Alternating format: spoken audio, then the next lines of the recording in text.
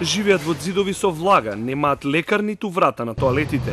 Затоа пак имаат мобилни телефони и одлична мрежа, оние кои што имаат полн џеб. Во притвор е полошо од затвор, е завршната оценка на Народниот правобранител за 2017 година, а најдобар пример е затворот во Струмица. Новопримените осудени лица се сместуваат во просториите за изолација, односно во самиците, кои се во исклучителна лоша состојба.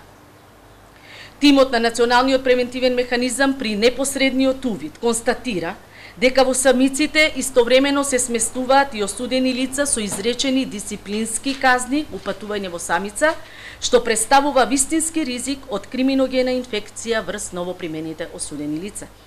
Во затворот во Куманово лишените од слобода трпат најмногу навреди, а во Скопје, во Шуто Оризари, нема разграничување по чуварската служба. Поради недостиг на женски кадар во втора смена, надзорот врз притвореничките се врши од припадници од секторот за обезбедување од машки пол, што е спротивно на Мендела правилата. Пред да завршат во притвор со судска одлука, лишените од слобода минуваат низ уште пострашен систем. 13 полициски станици можат да задржат осомничен, и тоа во подрумски простории без прозорец, без тоалет, без светилка. Не постојат посебни соби за распит. Сите овие состојби, меѓу кои лошите услови во објектите каде се задржуваат мигрантите, како и здравствените установи наведени во извештајот, ќе бидат испратени до Обединетите нации.